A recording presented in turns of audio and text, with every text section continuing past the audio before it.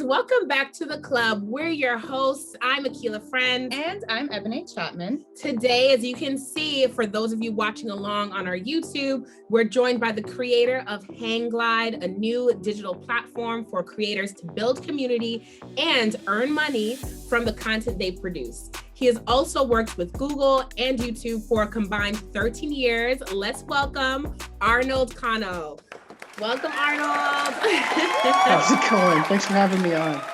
Yes, we're so excited to have you. So excited to have you. I mean, I think just this is going to be a great discussion about Hanglyde, about your journey, about social media and the creators. Listen up, because I'm telling you, even our brief conversation that we had with Arnold before this, we're like, okay, how do we really up our game when it comes to creativity and what we're putting out in the business that we're doing? You know, money off of it. Yeah, I mean, I think the big question of the day here is social media working for you or are you working for it? So yes, we're going to answer that question today. Mm-hmm. So I hope you guys take out your notepads because yes, I mean, I feel like we can answer that right now, but let's not waste any more time. Let's start with you, Arnold, just giving an overview of Hanglyde. I give the one-liner, but just from your perspective, what it is and how does it work? Yeah, so we'll get into like the bigger parts of it as we get into that discussion, but essentially Hanglyde is a place for creators and artists to build a premium membership community for their biggest fans. It's really this idea of you go out and you create these large public followings, but Hanglyde is a place where you can really bring in your true fans and give them access to premium content, live discussions, and even this sort of community and camaraderie amongst themselves as well, right? Our vision is ultimately that at the end of the day, every creator should have their large public following, and then they should also have their private or sort of premium community following, if you will, where you really start to build your business around that as well. It's another revenue source. And so, yeah, in a high level nutshell, that's what we're doing over here. We're basically building the infrastructure and the platform to help enable that. Totally. I think that's such a good perspective, to be honest, because like as a budding influencer, as a business that's kind of run off of social media, off of other folks watching it, for you to say, it's one thing to have that huge following, but you should also siphon off to have that kind of smaller, more dedicated audience on a day-to-day level that are really going to go the distance with you. I've never really thought about it in that way. It's almost like, you want the mass following, you want more people, because more people everyone is doing everything with you. But no, I like the idea of, it being sectioned off to saying, okay, you have your mass folks, but then you also have people who are more inclined to really watch what you do. Yeah, I think like there was good, if you have a good 1,000 people watching your content or interacting with what it is that you're doing, buy your merch, whatever it is, like you just need a good solid 1,000 people and you can really profit and make a good amount of money. Yeah, you actually don't think there was I think it was an editor at Wired magazine a couple of years back actually wrote about that exact topic, right? Like 1,000 true followers is really, that should be part of the goal in your overall sort of creator business plan, right? Because with that, to your point, I mean, if you take 1,000 true fans out of maybe like your 80,000, let's just say, 50,000 people, right? And you get 2% of that audience, right? That's your 1,000 true fans right there. And if you're charging, say, $10 a month for this premium access or early access to new content, there's so many different ways you can chop it up and customize what that offering is. Then you're looking at, that could potentially be $120,000 a year as an extra revenue stream just doing that, right? Not to mention things we'll get into later, which is just owning your own audience or that true fan base and being able to reach out to them if you. So it's a huge deal, and I love that you brought that up right away. I mean, like, there's this idea that it takes like 1 million people or 100,000 people, and no, not really.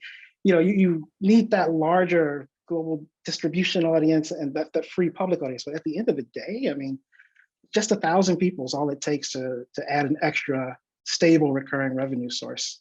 That's so. I mean, it's not necessarily mind-blowing, but it puts you at ease, as a creator, you think, I need all these people, I need everyone doing this and that and that and that, when really it's like, but does it add more pressure? Because maybe you gotta figure out who the 1,000 people are, the people that are actually, because there's a lot of people that follow and then don't interact with your content. So it's like, okay, that's why you got to keep going until you find that solid thousand. Or I is it don't know. And I would even, I mean, I think you can even chunk it down a bit more, right? So we're saying 1,000, but honestly, if you've got 10,000 general followers, just even having 100, true fans, I mean, that can still, not only, and we're talking about it from the revenue point of view, but that's still a nice extra bit of income that you've got coming in a month that is fairly consistent. But there's other really huge benefits that come from that as well, like including, if you've got 100, people that are really engaged in what you're doing, so much so that they're willing to pay you to come to this premium space of yours, that's a great source of feedback for what you're actually doing, right? So,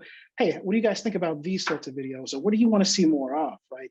That's a really good signal to help you provide your content to your larger groups on other social platforms as well. So it's a win-win all across the board in several different areas, not limited to just making some extra cash. So it definitely is. And I like that you brought it back too, because obviously as content creators, we are those that are very much want to make this their 9 to 5, their 24/7 are looking at the revenue side and whatever have you. But really, I mean, from the beginning, the feedback is important. Like for us, even starting, we're like, we just want to know what people are thinking. Like, do you like what do you like what we're doing? Should we keep going? So I think it's great to know that, even if we have, let's say, a solid 10 that gives us feedback, positive or negative, it's still something positive to look forward to. So that's great. Yeah. That's great. And so Hanglyde, so it's the digital platform, basically like an app or like a database that you would be able to connect with your customers. So I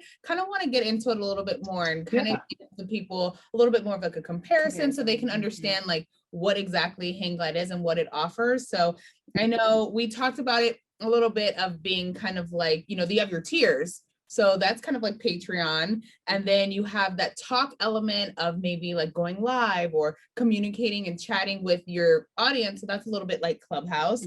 And then the Instagram interaction is just like following your person of choice of who is on Hanglyde.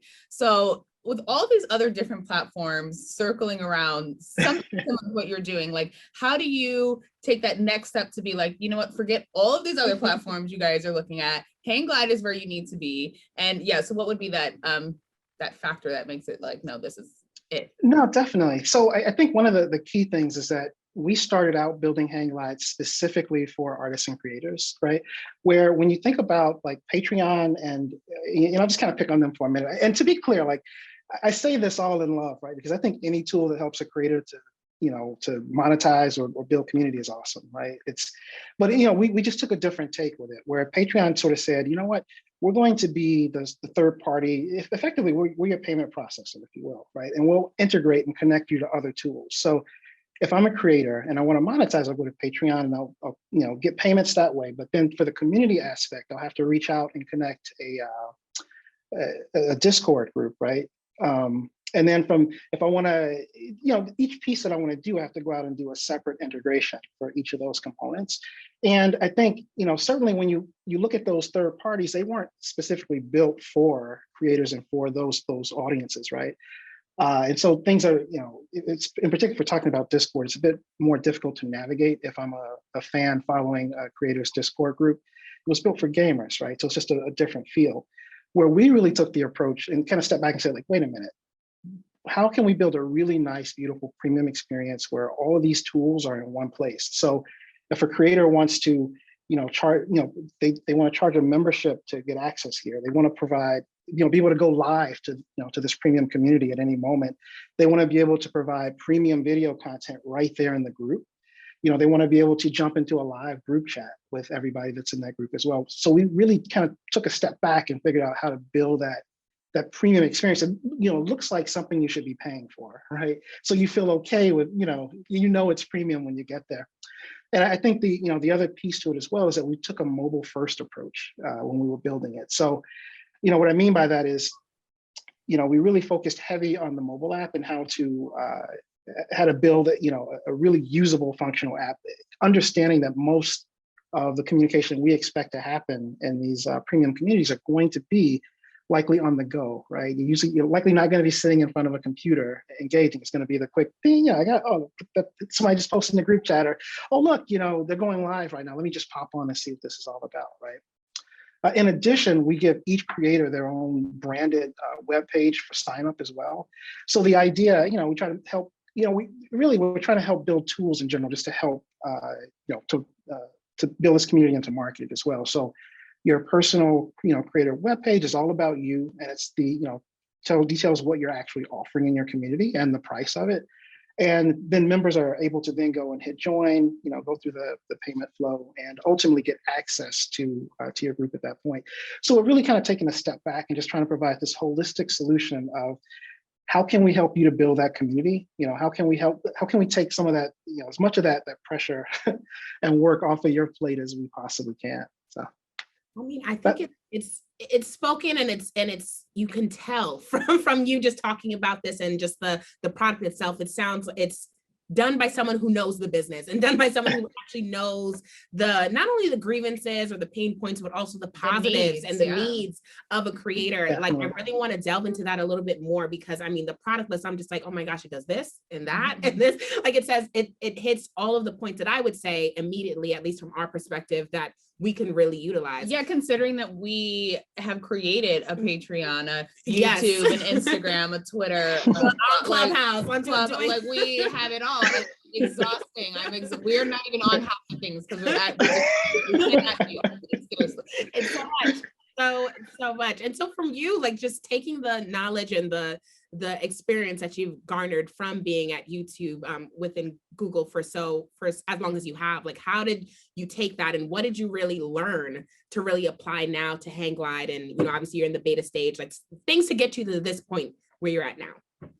No, definitely. So, I mean, those experiences were huge, being at YouTube and actually getting the opportunity to meet and talk with lots of different creators from all, just all sorts of different niches, right? And even just, showing up at VidCon, on a yearly basis, and also by extension, talking to people there. One of there's several themes that kind of stuck in my head as we were really planning this out. One was just monetization in general, right?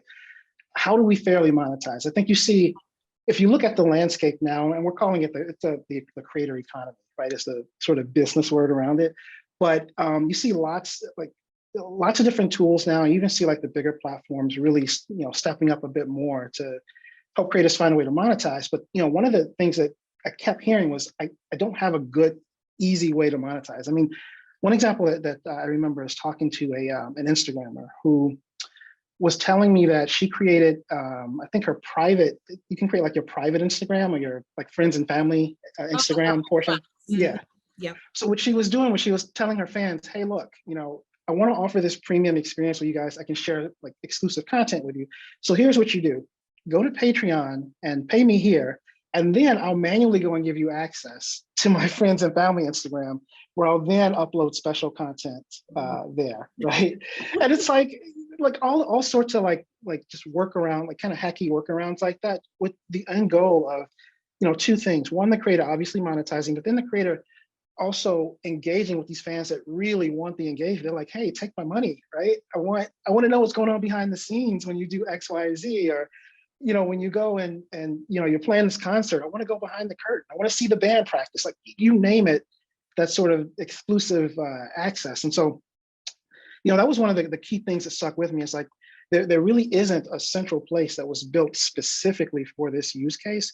And I kind of tend to put a product, I wear my product hat more than anything. So I'm really focused on it's got to look nice. It's got to be beautiful, right?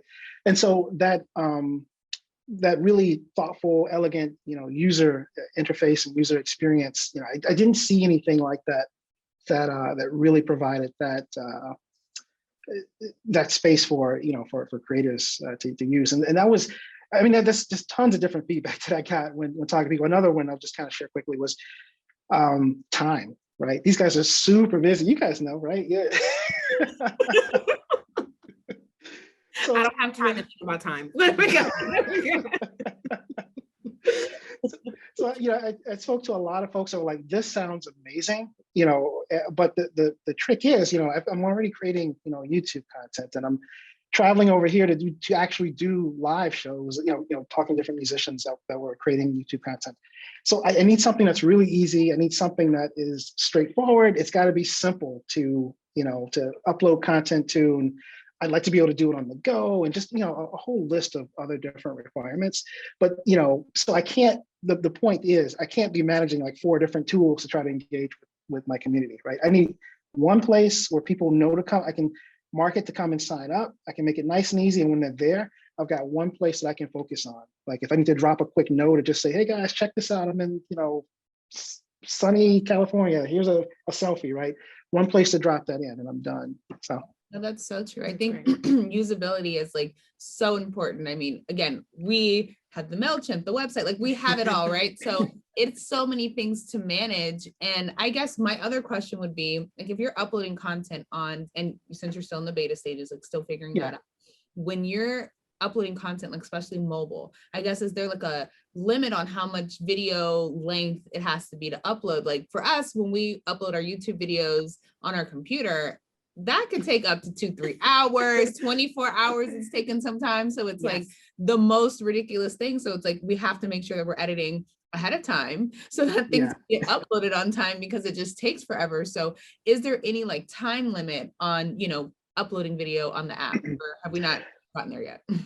No, so this is stuff that we've definitely thought about. And right now, I'll just say right off the bat that our model even is different, right? Because I'll say we're not a free platform in the sense that, we're not YouTube where you just everything, just do, and there's no, like, we can get into the business model piece later, but, there is a charge for you as a creator on the back end to actually use the service. So what that means though, is that we can build in these type of features to give, to solve for these problems. So there is no limit on what you can upload or how much of it you can upload. I think when you think about the length of time it takes to upload, there's a couple different things. I'll kind of keep it high level.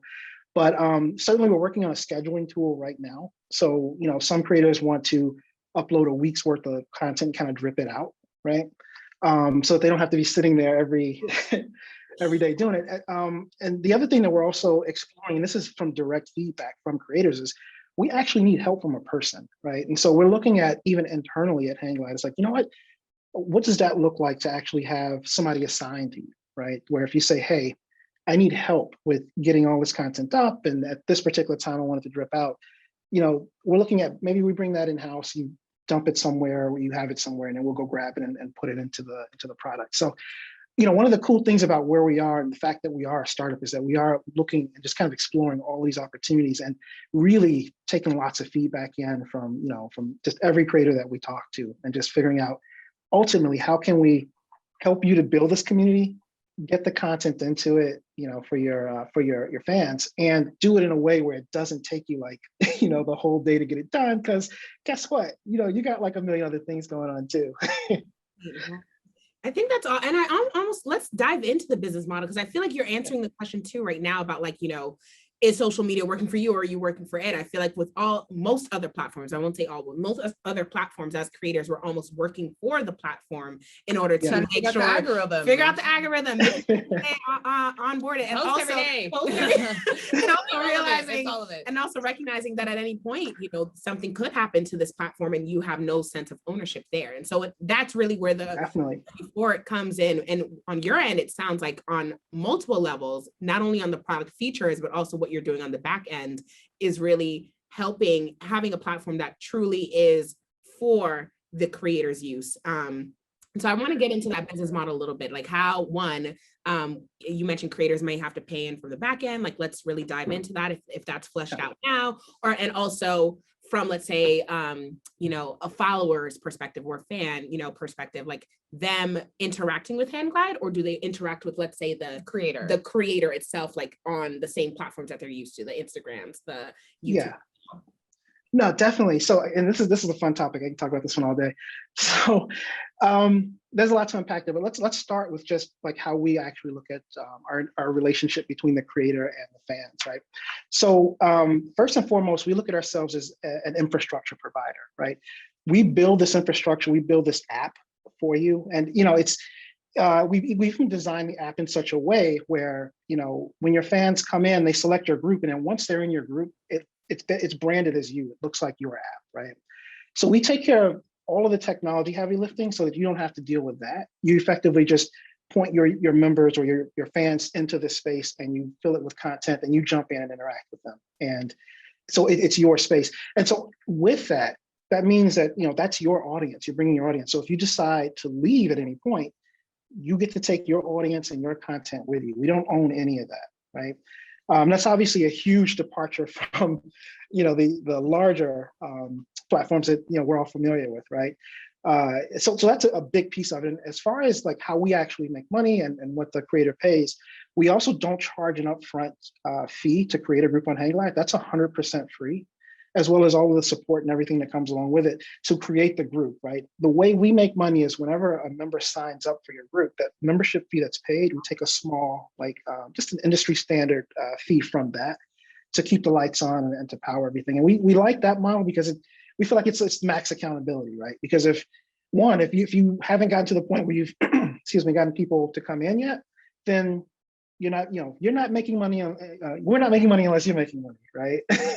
And the better job we do with regards to providing a stable platform, rolling out features that are, actually important to you and your community, the better job we do with those things, the more members you'll get, the happier they'll be, which ultimately translates into more, we all grow and we all do well, right?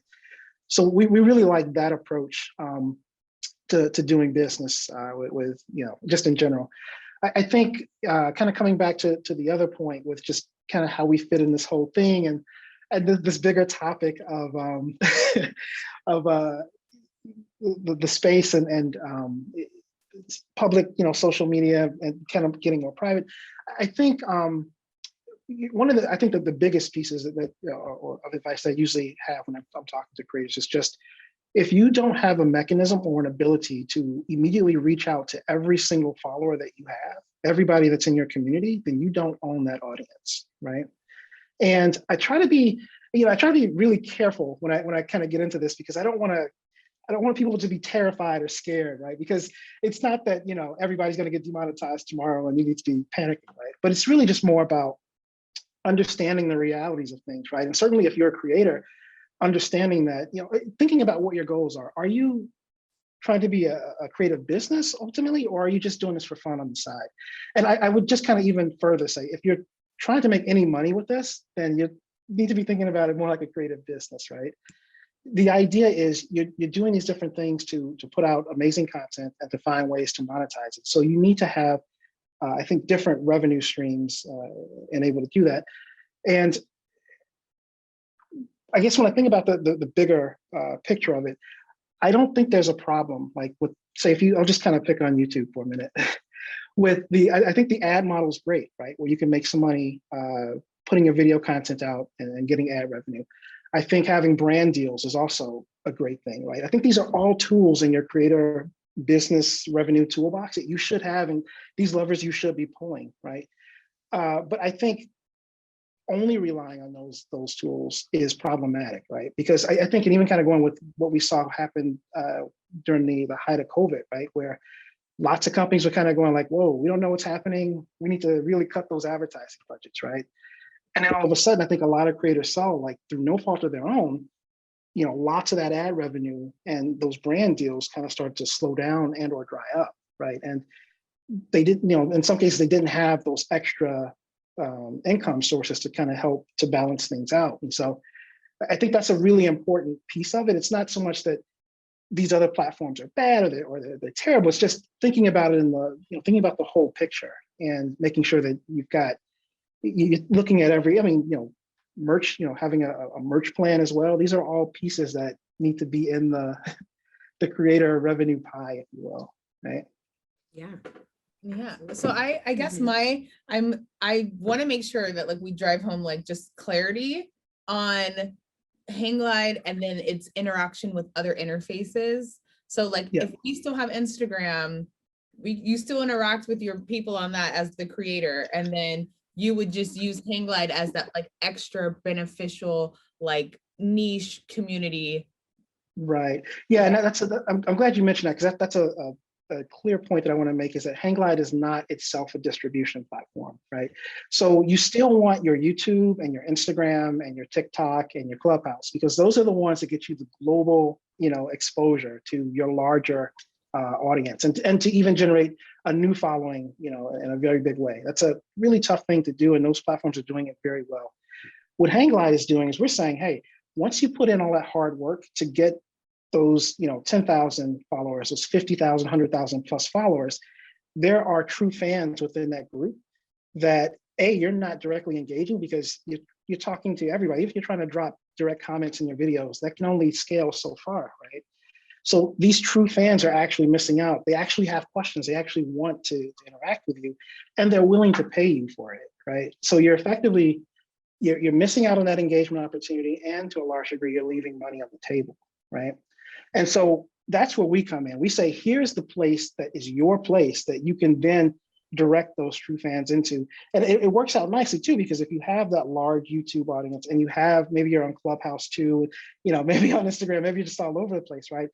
Now you have that one place where, if you got 10 true fans over here, 500 over here, 50 over, you've got a place to bring those true fans into, and make sure that now they're your fans. That's your audience. You own it now, right? Because you have the contact info. You can reach out to them directly. You're engaging with them directly, and now you're monetizing that that direct relationship. So that's where we fit in. Right. Yeah.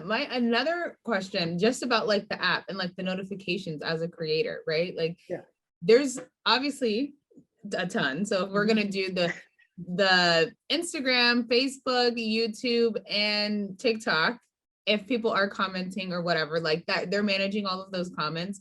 And then now they have Hanglyde to have their niche community.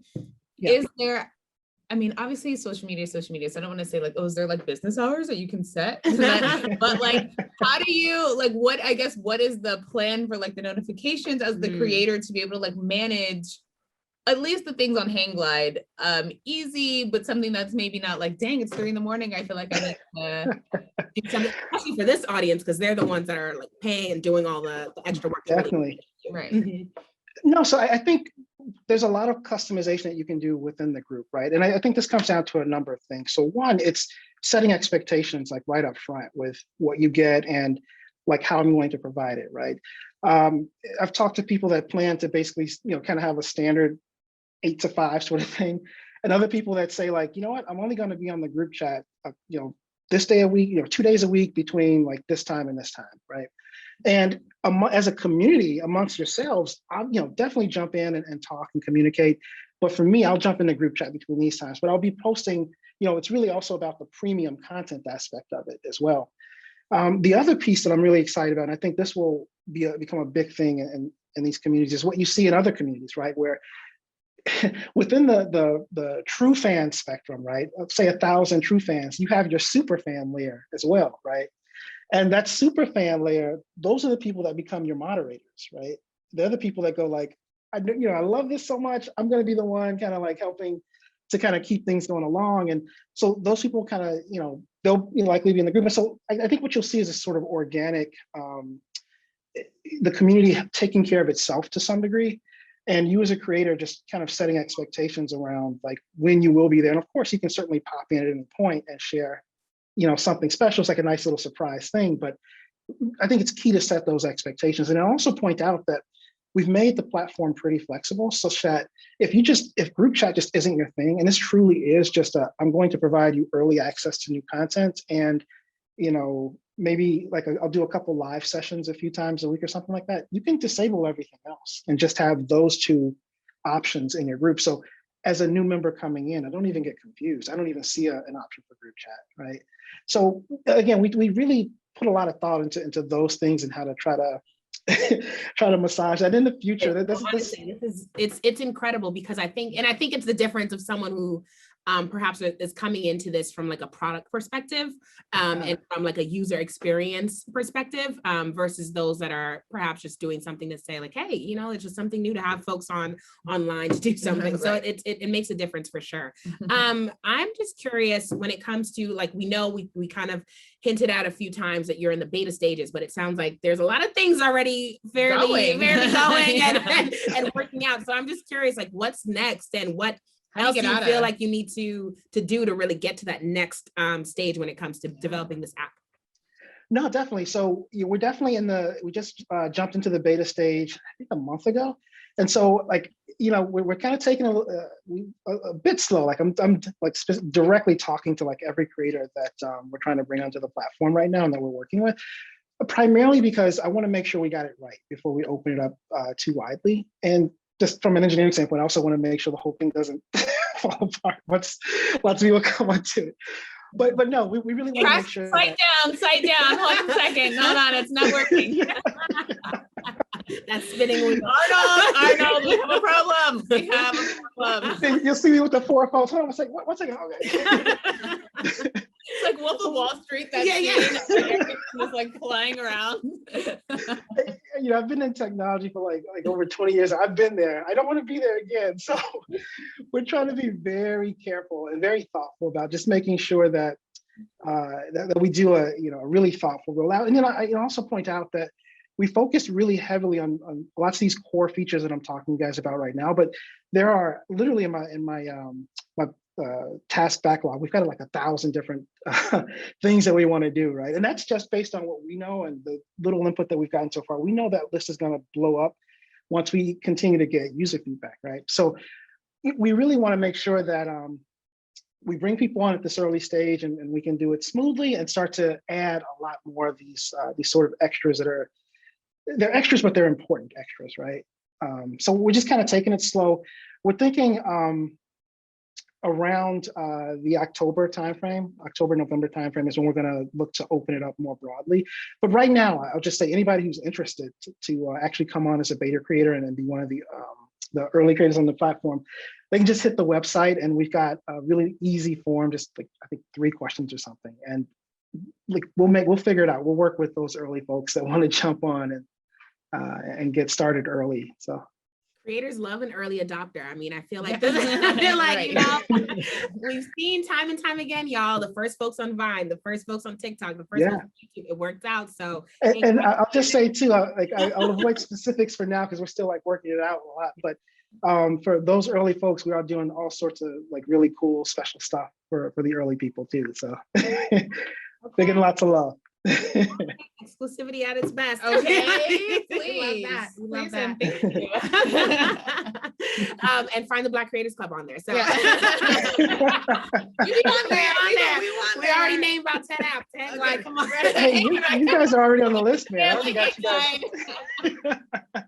You guys are already on the list. Don't worry. Arnold, I want to make sure that we touch on like a really great fact too. Like, just you're a Black man running a business full-time, a tech-based business full-time. And it sounds like you're really not only on the way to be successful at it, but in your own way have already been very successful in your career already. Yes. So like, what does that really mean to you? And, it's open-ended. I want you to take from it and answer as you please, but I think it's an important thing to really make sure that we touch on. No, definitely. I mean, it means a lot to me, actually, and for a number of reasons. And I'll try to remember all of these offhand, but certainly just to start from my own family point of view, right? Like, my parents are amazing, and they were foster parents and ultimately ended up, they adopted all of the children that they had ultimately. And so I have like 8 little brothers and sisters, right? That are now like coming into like, teenagers and that sort of thing. But it's really important to me to show them that, you can do anything you want to do, right? And because some of these things sometimes just seem so like far out of reach, like work at Google or build a tech company, and it's really just it's a product of just doing it and believing that you can do it, right? And so super important to me just that they see that, right, as an example.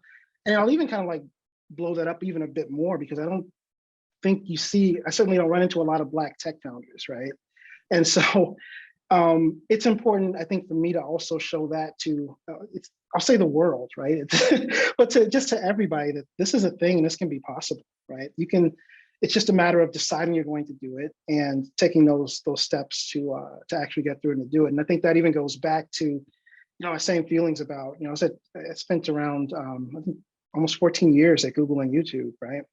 And it was the same sort of idea even with that. And I'll even be honest with you guys, like, at times, just the imposter syndrome was real, I'm like, somebody's gonna find building the app. You're saying you're feeling the imposter syndrome, or even beforehand, right? Even before Hanglyde, right? And now too, but certainly, but before Hanglyde at Google, right? Like, just kind of like, man, like this is crazy. Like, I can't believe I'm here. Like, what's going on? And even working through that, there was and getting more comfortable in it, like, I don't know. I think that's just a big thing for me. I just want people to understand that, like, people that look like us can do this, right? And it's not an impossibility, and it's not even like far out of reach. It's just a formula. It's literally, you show up and you do the work, you prepare, and it happens, right? It's not some special secret sauce behind it. And this gets into like a whole nother, like, really cool project I want to do later on. Like, I just kind of talk to other people like that have done these sorts of things and tell the stories that it's not like, some people a lot of times see the end, right? Like, I used to love going, and when I was at Google, I'd go all the time and talk to different high schools and stuff. And I think people look at the end and go like, oh man, that's really crazy. Like, you must have been so lucky to get. I'm like, no, like, luck had nothing to do with it, right? It's just a matter of, I spent a year just focused on, learning all of these core engineering fundamentals and doing blah, blah, blah. And then I was able to be prepared for the opportunity. And so I just love like telling that aspect of the story, right? The times when I didn't think it would even work out, it did, even just kind of, sorry, you guys cut me off from talking too much. No, wow, this is please. the whole motivational, we want it all. Go ahead. Even you just made me think, kind of coming back to, I think, the tail end of my my career at YouTube, right? Which, I was one of the internal founders of the YouTube TV product, right? And that was definitely like that was by far the largest thing I'd done in my career, before starting a company. But it was definitely a one of these things where I'm like, I have no idea what I'm doing, and things are just moving so quickly, right? It went from just me talking to another engineering manager and this idea coming up. I mean, we talked about this over lunch in a cafe, right? He's like, I was working on this other TV project with a team in London, building out infrastructure across Europe, and he's like, I'm telling him about that, and he's like, hey, I just joined YouTube, and I'm thinking about making a TV service in YouTube, right? Like a cable TV service. Like, would you help us get the first couple signals and how we figure, like, just help us figure this thing out? And it went from a conversation to planning out how to do this in like just 5 markets, in the US, to ultimately we want to do this all over the country, right? And getting a huge budget for that, and like, building out a large team of 100 people. But the point was, I had no idea what I was doing, and it was really just taking each step. And yeah, I get into like my whole like law of attraction manifestation stuff too, but it's the whole. I want to hear that law of attraction, like, because I think, there's definitely a level of that, but I like what you're saying in terms of just being prepared, or preparing your mindset, preparing yourself for those opportunities and to receive it. But the law of attraction, let's hear it. Oh no, definitely. So that was just this idea of like, if you can see it, then you can obtain it, right? And just understanding that, I try to take an approach that everything that happens, happens exactly the way it needs to happen. And, if I want something, it's just a matter of me understanding that, and every day get up and take a step towards that goal of where I'm going, right? Believing that I'll get there. And that gets to be really difficult when you are, I even remember at YouTube TV, like right after I said, yeah, no problem, we can build out this infrastructure and get into every market in the country. And in 2 years, yeah, no problem, right? That's no big deal.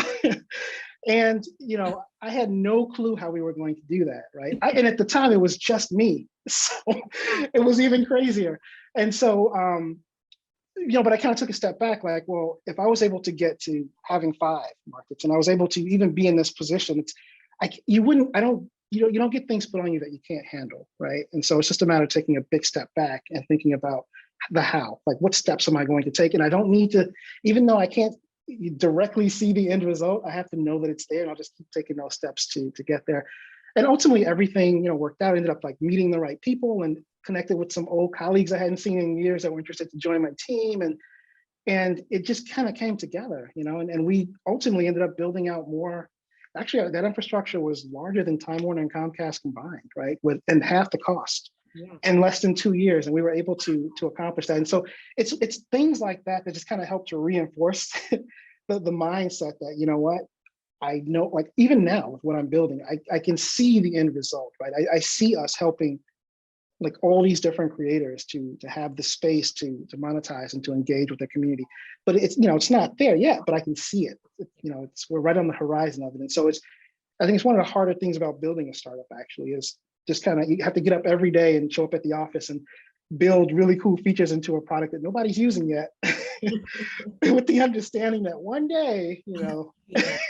I think that's great. I know. It's so relative too. Yeah, I think it is true because like you were Mhm. saying, you're in the office, it's Sunday, and here you are working. Yeah. I think with the startup business entrepreneurship, like you're 24/7 all the time on the clock. Like you're Mhm. not clocking in 9 and 5. It's just at the hope that you're actually enjoying now what you're doing. Yeah. But I Yeah. I wanted to comment. I know we're on Zoom, so it's hard to like jump in there and like have commentary on stuff. So I wanted to just comment on the fact that I do agree. A lot of creators or people who are in certain like niche big businesses do have very similar stories.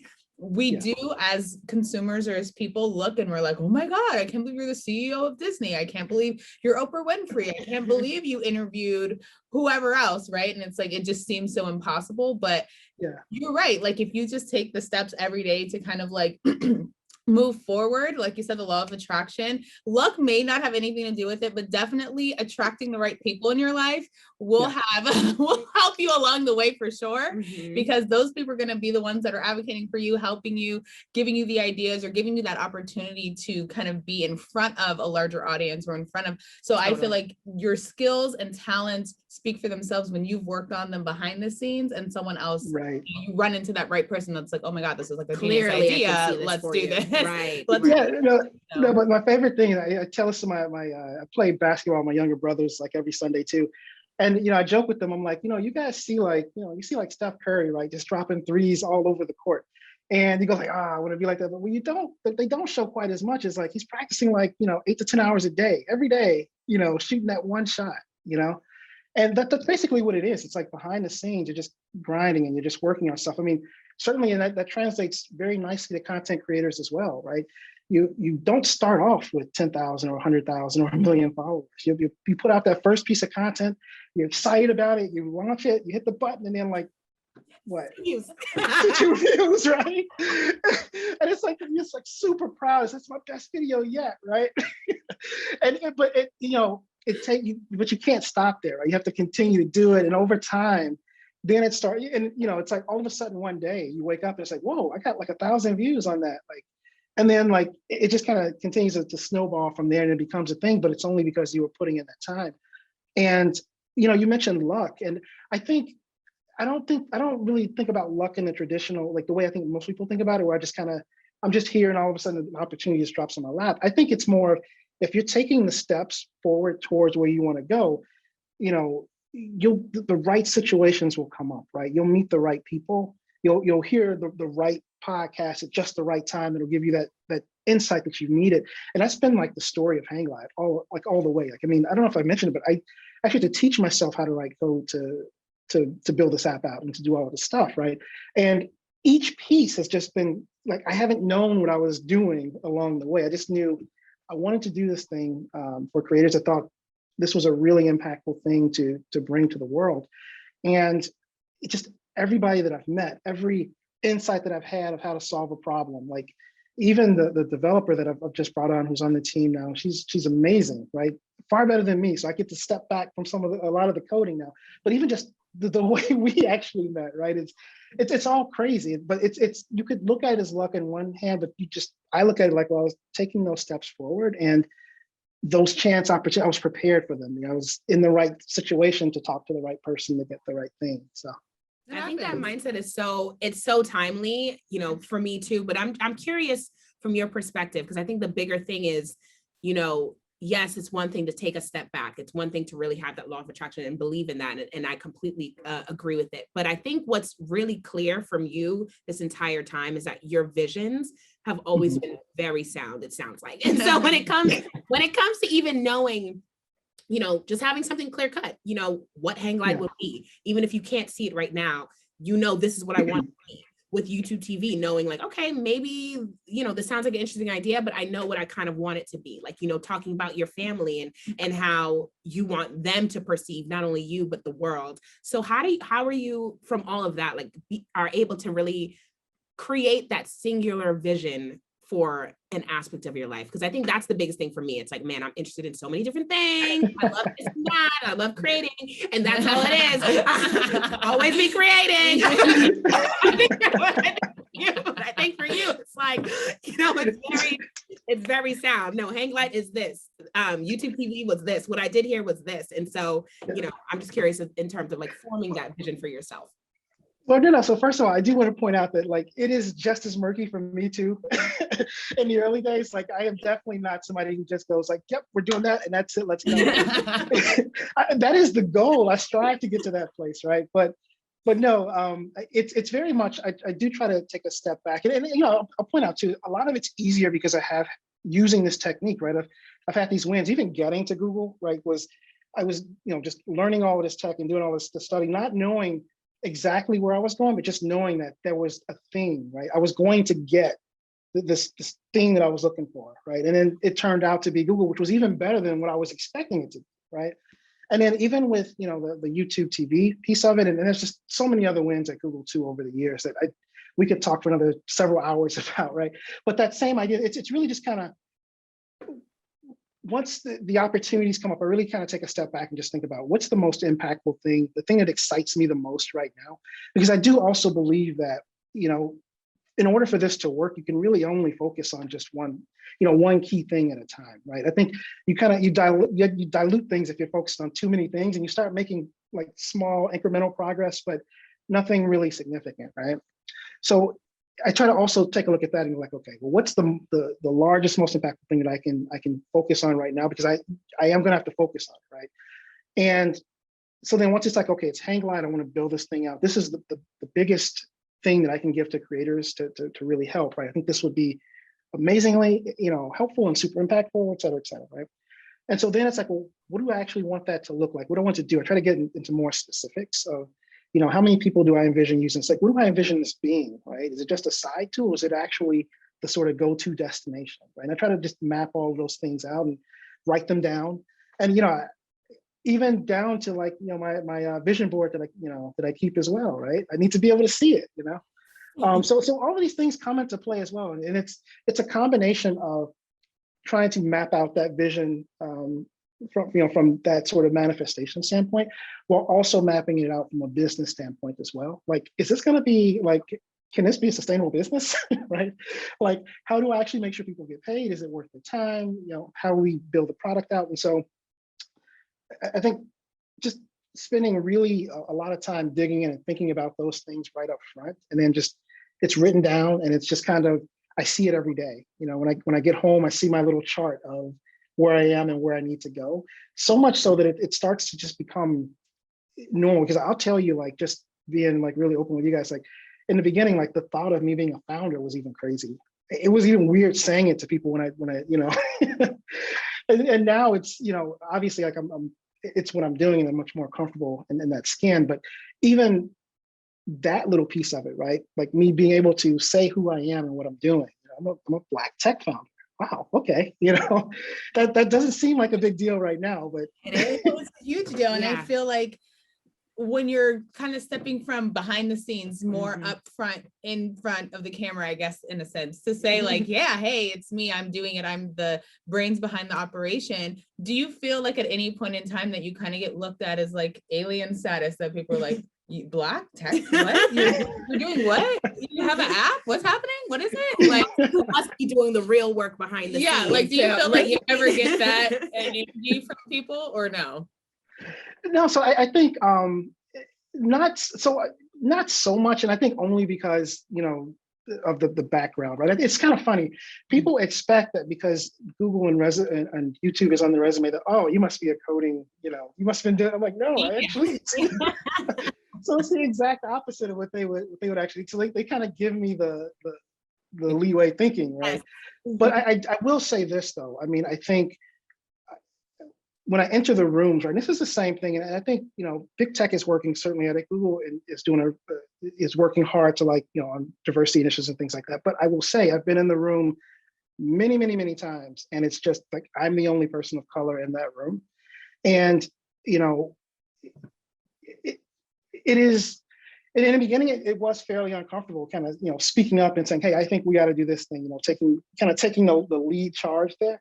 And I've certainly gotten more comfortable with that over the years, but it is definitely something that I still see in the startup space, right? And this tech space. It's not a common occurrence for me to just bump into another Black tech founder, right? And just, it's still very, very rare, I'll say. Yeah. But, I love, it's getting better though, right? Now I do love that. So we're on the right trajectory, but certainly it's not where I'd like it to be today, for sure. Yeah. But again, like we talked about before, that's, one of the things that also sort of drives me as well is this passion to help creators, but then it's also this desire to really be able to step out and show, hey, look at me, right? Like, let's see more of us do this, right? Because you're a creator yourself, like you're creating this platform for other folks, and I would love to see, in the future, like a ton of Black creators on the platform and using the platform and being able to say, Hanglyde has helped me do X, Y, and Z, but also Black tech founders who are saying like, no, I'm actually could create something myself because of what I've seen Arnold do. So I think that's awesome. Exactly. And I am looking forward to that as well. I mean, like, and even myself, definitely a creator on this end too. Like, I don't know if I mentioned it, but I'm a musician myself. Like over 20 years, I played the saxophone, right? So so I definitely I am a creator, a Black creator, tech founder. Yes, Arnold. Love it. And I feel like, honestly, we can do a whole part 2 on this because I'm also curious from your perspective and like the funding, raising the capital, everything as a Black tech founder, as a Black creative. That's because I think that's a whole other piece. We had another guest and he was saying how he was like, they were looking for funding and how they were like, oh, I feel like I have to like cross my T's and dot every I because I'm a Black man looking for funding for money for this business and people are looking at me weird and they had to make some adjustments. And we've made the same adjustments, right? It is not easy. And what you heard is absolutely right. Even with the background that I have, right, it is still extraordinarily difficult. And one of the path that we've taken is we've said, look, like we can spend many months and I can continue to talk to just hundreds of VCs to try to like share the idea and raise cash, or I'll literally open up my bank account and start building, right? And and that's this is all bootstrapped at this point, just to get us to this point. And the idea is, well, we'll work hard to get creators onto the platform and monetize what we're doing, and ultimately we'll look to get venture capital to try to expedite things. I mean, it's a lot. I think it's somewhat easier to get access to that capital once you've got the traction, and it's a little bit it's easier to show like in numbers and data versus just the vision, right? But no, we've definitely run into that same issue, and it's definitely something that is painful, and I wish it were different. But I think this is something, again, kind of coming back to like one of the things I want to be a part of changing as a Black tech founder is launching what I'm building, and then ultimately coming back and helping out other founders that are going through this as well. And that's even I actually talked to a lot of other founders too that I know that like Black tech founders, and we share advice and kind of different tips and tricks. So yeah, it's hard. I can only imagine. Honestly, I kind of want to know, and this is for the audience too, like especially if we want to encourage Black people, men and women, to be in the tech space or to build apps or to be in this area. How much? Now, I know you can give us a roundabout. You do not have to tell us the exact amount if you don't want to, but how much do you say you would need to actually have raised or fund to build an app? So I think there's 2 different ways to go about it. And I'll give you the way that I started and the way that I prefer, that I think makes the most sense, right? So I spent about $20,000 in the beginning, right? Working with a contract in the very early days, working with a team to try to build out what to build my vision. And that didn't go well. They didn't build it the way I wanted. Like it was just lots of back and forth. Like even though I laid out exactly what I wanted, it didn't go very well. So it was basically money wasted, right? Where I had the most success is where I said, you know what, I'm just going to figure this out myself, because nobody's getting what I'm trying to talk about here. And I could spend, 5 times that much money trying to like get to a point of just the basics of what I'm looking for, right? And so I took a step back and said, okay, well, guess what? YouTube is the best resource around for learning, right? So let me learn, like, how would one even go about designing? All the time, so we get it. We get it. So like literally, like I went through and like when it came to like app design, like YouTube videos to figure out what tools to use to actually create the base design. And I went through several different like versions of that, and ultimately did the design work myself. So that's free, right?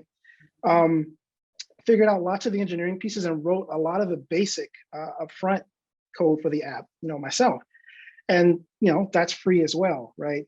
And so, I think there's a cost for tools. So, I guess to kind of bring it back, because I could talk about this all day, I think with just, a couple $100, to $1,000, you can get started with figuring this thing out, right? And I think a lot of founders get into a lot of trouble trying to build too big a thing right away, right? Just start with what's the most basic idea of what you're trying to accomplish, the core feature that will be required for that.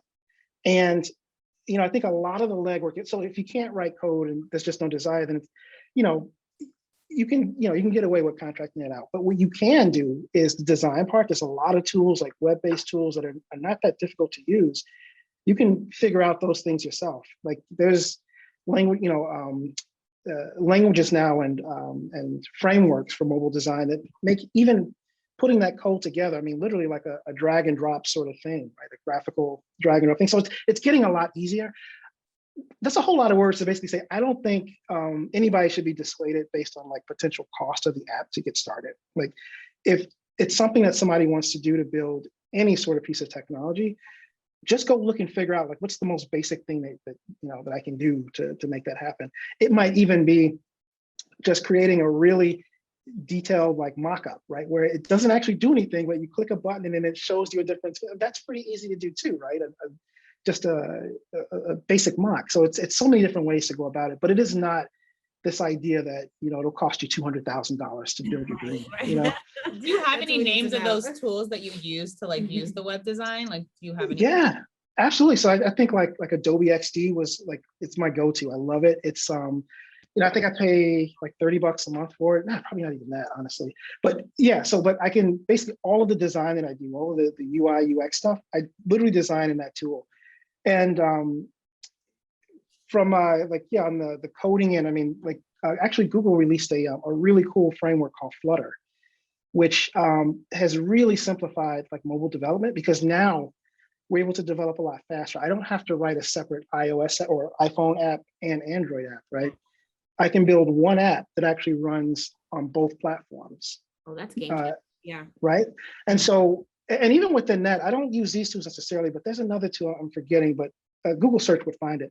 There's even tools now that are basically putting a web interface on top of Flutter so that much like my design tool, you can just kind of drag squares and a login button and do all these different things and then hit export and you get a basic, functional app, right? So yeah, it's we're in a place like where it's really gotten a lot easier. Even like the back end infrastructure that you need to run a lot of this stuff, right?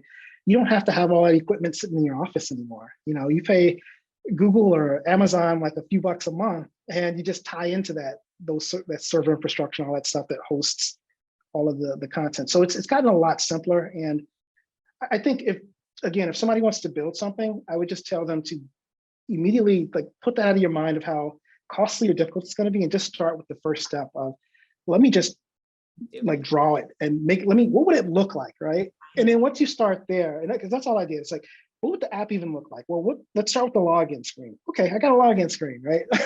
And let's just kind of work through that. And then from there, it's like, oh, cool, we got this. Like, now how would I build this? Like, and just kind of as you take each step, then the next piece will uncover. Literally. I mean, I think it's all to say it's all possible. And it is possible. It's possible. Yeah. Law of attraction, everything you're saying, it's all possible and it's all relative. But you know what else is possible? What is possible, girl? Thanks to this show, okay? Hearing it on your your screen, listening in your ears, whatever you gotta do, the Black Creators Club is there for you. So by sharing it with a friend, if you can subscribe to our YouTube page or on Apple or Spotify podcast. Look, see, we're already naming 3 different places already. So Hanglyde to be to help us soon with that. But everything is at the Black Creators Club. When you do, please rate and leave a review on our podcast page or comment on the show on YouTube. We'll read fan shout outs on the air. We love to interact. We love to, just build this community. So if you have any questions, suggestions, or folks that you think would be awesome for us to interview and have on the show with us, let us know too. You can contact us at theblackcreatorsclub@gmail.com. Yes. Okay. Now, this is the fun part of the show. The whole thing was fun. This whole thing was fun. Now we're going to take it up. We're going to take it up, Arnold. We warned you. We warned you about this. We are playing a game. Yes, you better sip your water, Arnold. We're good. Hey, I'm ready. I'm ready to get this thing going. Let's Okay, do it. guys. He said he was nervous. So we're going to see how this, I have faith in him that he's going to be fine. But I need to have faith in himself, like he got this. So today we are playing 2 truths and a lie. So I'm going to read, or we'll go back and forth reading facts and lies about whatever topic. So today it's going to be about Google and YouTube because that's where he used to work. And then he'll have to pick out the lie in the situation. So the first one is Google was originally named Backrub. Google is a mathematical term. Gmail was launched in December. This is a hard first one. So which one out of those 3 is the lie? I know that Google is the mathematical term for sure. Nice. I remember Project Backrub. I cannot remember what it's for. I'm going to say it was called Backrub in the beginning because I remember that being a big thing. I'm going to say December is the lie. Process of elimination. I knew it. I knew he was gonna get it. I knew he was gonna. I had no idea about Backrub. What is that?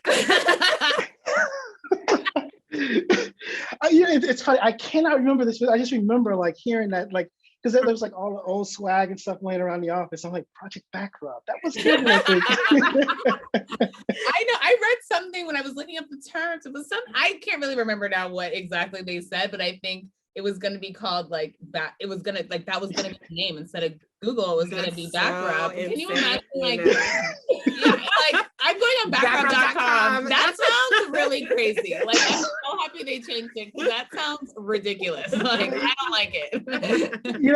I hope this isn't one of your questions too, but like it's funny. Like so, even with YouTube, right? It was initially supposed to be a dating site, right?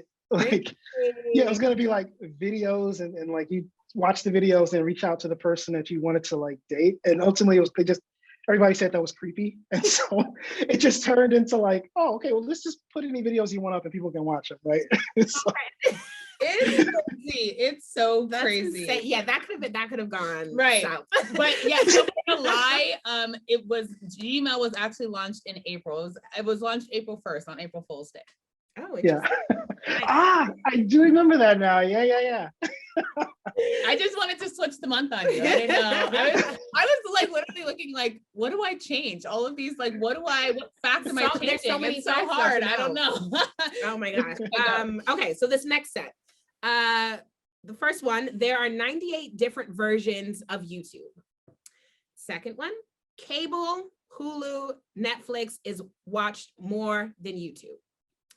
And the third one, Google bought YouTube for $1.65 billion just a year and a half after it launched. Which one is the lie? So you said cable, Netflix, and so we're watching more than YouTube, right? Mm-hmm. Okay, yeah. So I got this one. So there are 98 different versions and probably more at this point of YouTube around the world, just because of the like different languages and in different cultures, like to see different things in different places. And so like YouTube, like any good product, like really caters to each of those cultures and locally specific things. So that is true. Let's see, YouTube is actually viewed more than Netflix, and all of the other ones that you listed. And there's more content on there as well, but definitely they've got the viewership. What was the last one? Sorry. And then the last one, Google bought YouTube for 1.65 Yeah. billion, just a year and a half. Yes, No, that's definitely true. That's the I'm manifesting that. amazing. That is incredible. I Yes, know that one's true. yes. YouTube was actually, I think, the second most watched service. I believe maybe even the first. I think it's the most watched. Yeah, it's the most I watched, think right? It's the most watched. It's one of the two. But I mean, for those listening or watching on YouTube, let us know what the who's first and second. But that's yes, you got it right.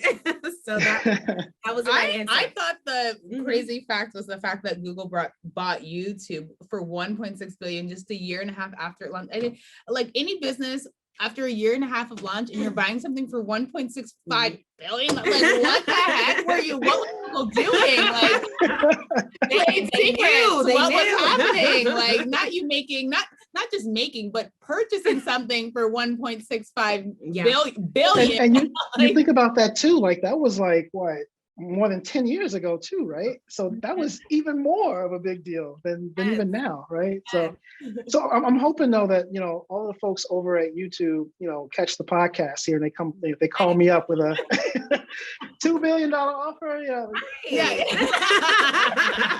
There you go.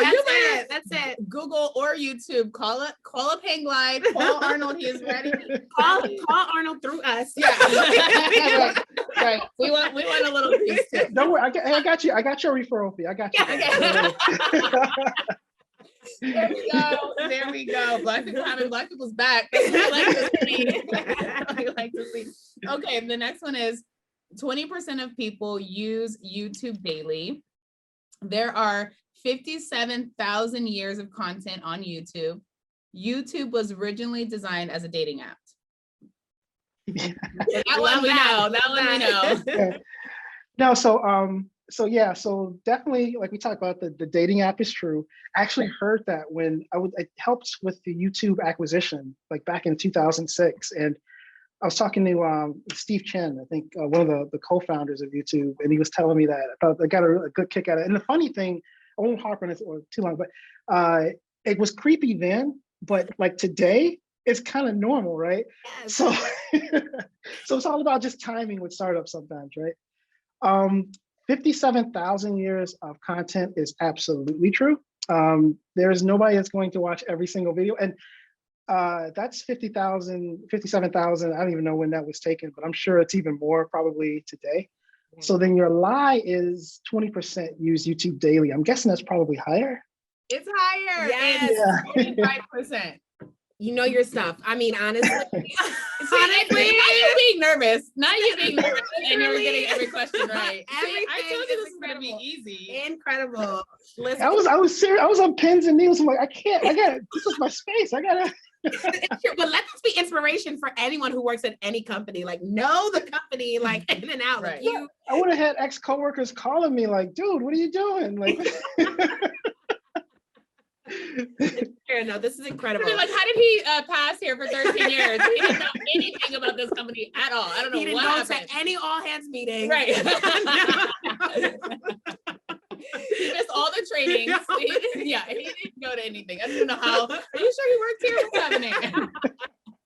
He worked at back rub. Not exactly. I was in the back rub division. We didn't have all the facts. So. Okay, this is the last set. All right. So the first one, Google's first office was a rented garage. Google only speaks 7 languages. And Google negotiated its acquisition of YouTube's at Denny's over mozzarella sticks. So I know the rented garage is true because that was actually that was Susan's garage. It's, you know, the CEO of YouTube. So I know that's true. The other two, I'm not sure about, but I'm going to say it was negotiated over mozzarella sticks at Denny's because that sounds like something that's just crazy enough to have happened between Google found, you know, Larry and Sergey and Steve and the guys at YouTube. So I'm going to go with that being true. Yes. Oh. I'm so impressed. Take a bow, Arnold. Take a bow. It's so good. So good. The lie was 7 languages. I'm sure it's more, but I don't have the correct number. I don't know Right. how many languages Google speaks, but obviously Google Gotta be more than Translate 7. is everywhere. So Yeah, that was an easy giveaway. I was like, again, what are you gonna make false in the lie? I mean, what are you changing? I don't know. no, that was a great try. I think in most other companies negotiating a business deal over like at Denny's would probably be like, okay, yeah, sure. But at Google, like literally most of the products that the early products that Google have actually happened over lunch conversations in the cafe. So Wow. I think people are just most creative or most willing to want to sign paperwork at lunches. I mean, Like you're hungry, you're full now, you have probably a glass of wine or a drink or something, a beer, whatever. Yeah. You're feeling it. You're feeling your whole listen, life. if I've got cheese sticks and I'm just kind of chilling out, that's the best time to get me to sign something, right? I think we just learned all the tricks of the trade. So we want to make those. We need to go to lunch. Yes. Order some mozzarella sticks. Yes. Okay. Yeah, Order don't be dragging anybody into a boardroom with fancy, mahoganies. No. Yes, yes. We need to go over to Denny's to just celebrate. Like, Yeah. Thank you, Google. Thank you, YouTube. Right. This is such a great conversation, Arnold. We touched on so much, you guys, like social media, Hanglyde, and what we all know, we all agree will be true. It's definitely going to be the future in a lot of ways. It sounds like you took the creators into perspective, into consideration, and that's how you win. And so we love that you've done that. Is there anything else you want to share before we, call it a day? I think we covered all. I mean, I just think that I'm really excited about where we're moving in this creative economy space, with more creators actually finding ways to monetize and to take more control of their audiences themselves, and not just relying on the big platforms to do it for them. Yeah, and then I'm also going to go ahead and give my wife a shout out as well for pushing me to really move forward with the idea, because in the beginning I'm like, me build a platform? I don't know. She's like, listen, you got this. Like, go ahead and do it. I fully support you. So her support has really been like instrumental in even helping me to get to this point. So I got to definitely shout her out. But yeah, other than that, I am just super excited to be working for creators and helping them to make more money. And, You know what? I'm here for it. Yeah. I'm happy. Shout out to the wife. We are so happy. You need that support. You need that support. It's so important to have a supportive partner or friend or whoever, parent. That is really pushing you to do what you have in your mind, because sometimes you hold yourself back. But I also want to thank you, Arnold, for being a Black creator, for being amazing, for putting yourself out there, for being a stepping stone in tech and building a business, an app like Black owned. I think this is just amazing, and I can't wait for it to blow up and be like the next big thing. We are gonna see it, and claiming it in the name of Jesus. Okay, we're gonna be the Black Creators Club. Find us on Hanglyde as a beta creator. Let our listeners know where they can learn more about Hanglyde, social media, or just the website, or about you yourself. Keep up with you. Yeah, no. So the website's just hanglyde.com, and that's Hanglyde with a Y, because we're fun. And then I think it's at Hanglyde, Hanglyde_official on Instagram is where we post a lot of content as well. And yeah, I'm on Twitter, Hanglyde CEO, at Hanglyde CEO, so you can find me there. And yeah, I would encourage any creator who's interested or who wants to strongly consider building that premium community for their space, to definitely drop us a line, fill out the beta thing. We'll definitely get back to you. We'll talk. So. And then I'll just say too, I just want to thank you guys again. I really appreciate being on the pod. This has been great. It's been a really amazing conversation. So love that. So Well, excited to have you. you. Yes, you're officially a part of our community. So, so it works out.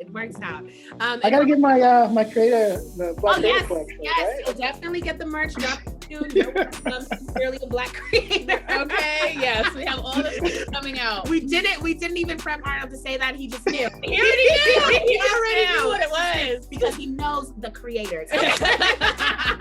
Exactly, right? Well, you can find me chatting business, pop culture, and just media and motivation, all with a dash of style at Aquila Friends. Yes, and you can find me chatting Black-owned business and of course the Black Creators Club at Ebony Chapman 12 on Instagram. Yes, and you can find, again, keep up with us at the Black Creators Club, at the Black Creators Club on all platforms. Thank you so much for listening to us and joining us today. And remember to always abide by your ABCs. Always be creating. Bye.